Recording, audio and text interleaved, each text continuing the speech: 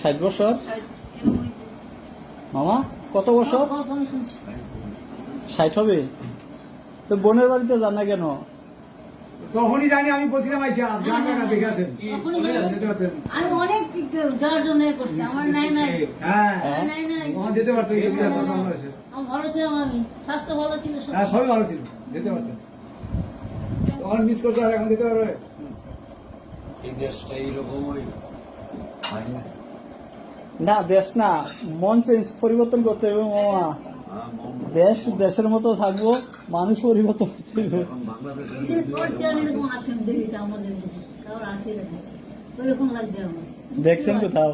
হ্যাঁ দেখছেন কোথাও এমন মনে হয়?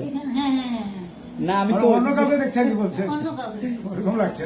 না ফেসটা তো আমারও কেমন, আমারও ফেসটা কেমন জানি মানুষ চিনা চিনা মনে হয়। কমন না আসলে এটা সত্য, কমন কেন জানি আমি যখন নাম ছিলাম। আরে মার মুশকিল তো, আপনার ছেলে বিদেশ ঘুরে বেড়ায়, উনি উড়িয়ে যাবে ইয়া, আপনার নাকি আপনার পাওয়া দিল্লি তো হয়েছে, রাখেন। বইয়ের সাথে কত বছর পর দেখা হয়েছে। তাও নয়নদার জন্য, শুধু শুধু নয়নদার জন্য, তা না হলে সম্ভব ছিল না। এদিক দিয়ে ছিল কি শ্রীকৃষ্ণদা, আর এদিক দিয়ে নয়নদা। শ্রীকৃষ্ণদা তো মারা গেছে তারপর তো জানেন। অসুস্থ, তারপর তো কৃষ্ণ আমাদের বাড়িতে এসেছিল, আমাদের বাড়িতে অনেকদিন ছিল, তাই জন্য ও আসে না কোনো।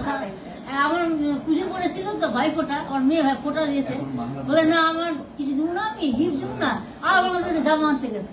আমি যেখানে এখানে কিনতে পাওয়া যায় না জামা। ওই বড় মামা ঝনকে গেছে ফার্স্ট টাইম, তখনকার আমনের মামার দুনো বোন দাদার ছবি একটা নিয়েছিল। আমার এখনো চোখে ভাসে ওই ছবিটা, সকালবেলা রান্না আমি ভুলি নেই ওই ছবিটা। দাদা ছিল, দুনো বোন ছিল, আপনি ছিলেন, মামা ছিল। হ্যাঁ একটা ছবি নিয়েছিল ছবিটা।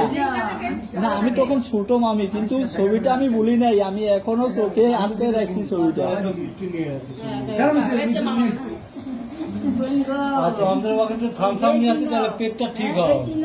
এভাবে আসার কথা ছিল না দাদা, বিশ্বাস করেন। মানে আমার আশাটাই কেমন জানি আগে হয়ে গেল। তবে আসবো, যেহেতু শুনছি আসবো।